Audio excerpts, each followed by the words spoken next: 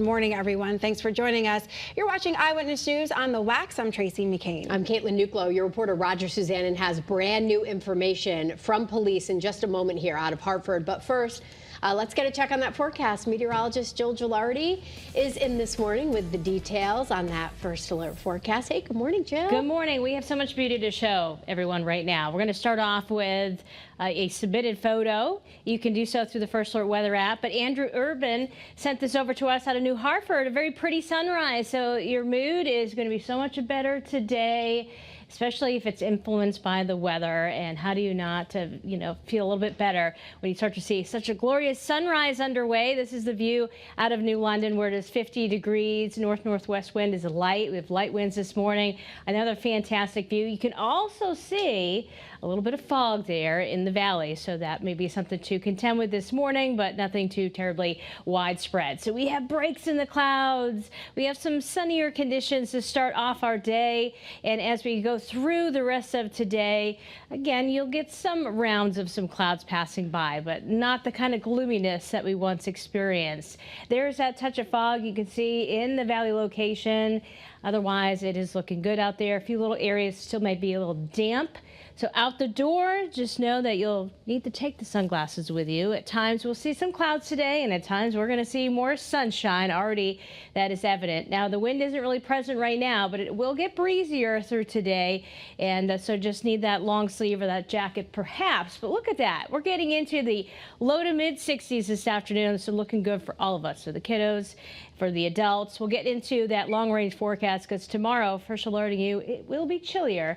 I'll see you again in the next 15 minutes. Caitlin? All right, Jill, thanks. Let's take you out here, give you a look at your first alert traffic report as you take a wide view of the state here. East Hartford, Waterbury, New Britain, and Meriden along 91 South here. We're looking really good in most areas of our state. We are dealing with some congestion building in Trumbull and Bridgeport, those typical areas. And we also have this going on in Burlington. Route 4, Spielman Highway is closed between Mountain Spring Road and Vineyard Road because of a crash there. We're going to have more on this developing story in just a minute here, but just giving you a heads up, if you're heading out, that might slow you down in Burlington. And we'll get you some video of the crash here in just a minute. That's your Connecticut Chevy First Alert traffic report driven by your Connecticut Chevy dealers. In Burlington, Route 4 is closed between Mountain Spring and Vineyard Road after a crash. We're taking a live look at the scene. Pinpoint News Tracker also showing you the part of the road that remains closed this morning. The fire department says this crash caused a large fire that you can see on your screen right here. The video coming into the newsroom. It took down power lines, damaged a utility pole and transformer, and even burned the pavement. You'll need to find another route if you're driving through the area this morning while the DOT and Eversource work on repairs. All right, let's get back to that breaking news that we're following in Hartford this morning. A car crashed into the former City Steam Brewery building. Your reporter Roger Suzanne live at the scene on Main Street with new information from police. Roger, fill us in. Good morning, ladies. Yeah, pretty chaotic morning here in downtown Hartford, and this situation could have been even worse. I do want to step aside, though, and show you the scene live now as we take a look at the old City Steam Brewery, which closed about 18 months ago. You can see heavily damaged. It's being boarded up right now by city officials as well as carpentry crews. The reason these men and women have to be out here is because, according to police, a driver apparently lost control on Main Street, plowed into two parked cars, and then had enough speed and enough force to also then careen into this building. And if you take a look, we actually captured video earlier this morning as crews removed those vehicles from the scene. Again, according to eyewitnesses, the big gray SUV is the vehicle that the driver who caused this crash or was involved directly in this crash was behind the wheel of. Now, eyewitnesses told us they saw the driver of that car bail immediately after the crash and try to run away or walk away, and that driver was arrested by police a short time later. About an hour ago, police confirmed that that is in fact the case. They tell us the driver has been arrested for the crash itself, as well as evading police or trying to evade police. Now, in terms of what's going on right now, you can see the cleanup effort continues. Main Street has reopened here in downtown Hartford, so you can certainly get by this crash. However, certainly give the emergency responders as well as all of the carpentry crews and city officials the space they need to do their job. Reporting live in downtown Hartford, I'm your reporter Roger Suzanne, Channel 3 Eyewitness News. Roger, thank you. An update this morning, Governor Lamont will not testify in the federal bribery trial against his former deputy budget director. The attorney for Casa Diamantis pulled the subpoena for Governor Lamont after the judge ruled his testimony would not be relevant to the case. Prosecutors are expected to wrap up their case today, and Diamantis could take the stand in his own defense on Thursday. Tomorrow, jurors heard yesterday from the owner of a masonry company. He testified about cash payments made inside restaurant bathrooms and at a Dunkin' in Hartford in exchange for school construction projects. Well, this morning there are still plenty of questions about what led up to the death of a little girl in New Britain. Police believe Jacqueline Torres Garcia was killed last year, long before her remains were just found last week. 3 suspects, including Jacqueline's mother and aunt, have now been arrested in connection to her death. Your reporter Taylor Knight gets us up to date with the heartbreaking details.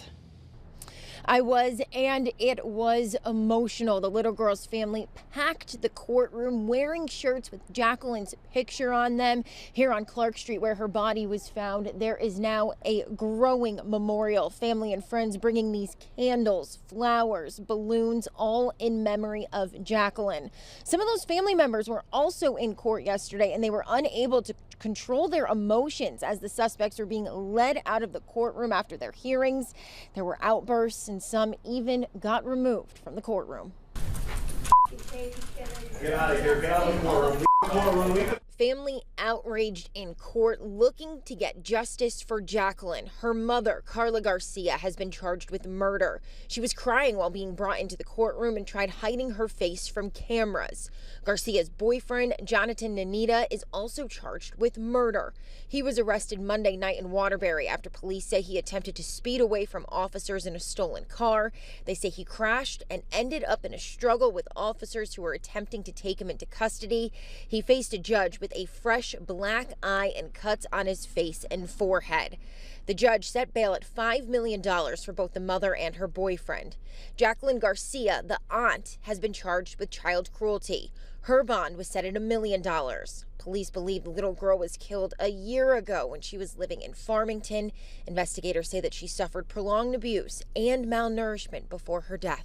The court documents related to this case are sealed until October 28th. Once those are unsealed by the state, we are expecting to learn a lot more about this case. As for the 3 suspects that were in court yesterday, they're expected to be back in court in Torrington on November 14th. Your reporter in New Britain, Taylor Knight, Channel 3 Eyewitness News. Well, this morning, we're also learning this is not the first time any of the suspects have faced charges. The victim's aunt was investigated after she brought an 11-month-old to the hospital with a broken leg. Doctors say some of the injuries likely happened when the child was just a few weeks old. She denied hurting the child, saying they fell off the bed. She was sentenced to 10 years in jail last December, but was released in August after serving for 8.5 months. The victim's mother was convicted of assault in 2019, although the victim in that case isn't clear. She was sentenced to probation, which ended in 2021.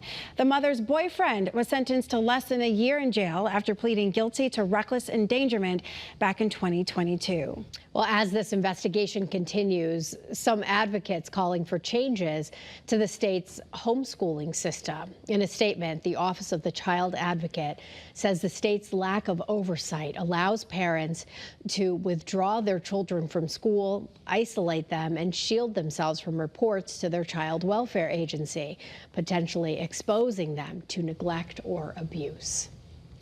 Happening today, Valle will be back in court, but this time he's facing charges the jury could not agree on back in July. Your reporter Anna Stansfield is breaking down the new charges and what we can expect today.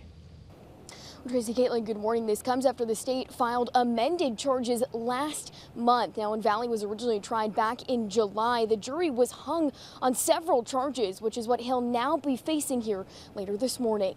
After a jury acquitted Valle of murder charges months ago, he's due back in court facing some lesser charges. They're the ones a jury couldn't decide on in July, including 2 counts of reckless first-degree assault for injuring Ryan Hise and Thomas Connery, and reckless first-degree manslaughter for Jimmy McGrath's death. Jimmy's family sat through the weeks-long trial over the summer, and despite how grueling it was, his father says he'll be back in court every day for this second trial to support his son. The verdict was, there was not justice for Jimmy, and they're dedicated on getting us justice. I want the person that is responsible for my son's death to be held accountable.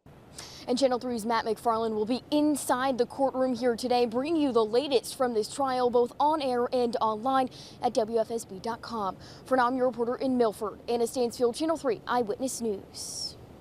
Well, today, U.S. military service members will start to receive paychecks despite the federal government shutdown. The president says money set aside for research is being pulled to pay service members. Meanwhile, 2 unions will demand their jobs back after they were laid off because of the shutdown. Our state has about 8,000 federal workers. Not clear yet how many have been impacted by layoffs. As the government shutdown drags on, air traffic controllers and TSA agents are not being paid. It's raising concerns about more staffing challenges in an industry that's already faced a shortage. Experts say flying is still safe, but there could be more delays. So make sure you check the status of your flight before heading to the airport.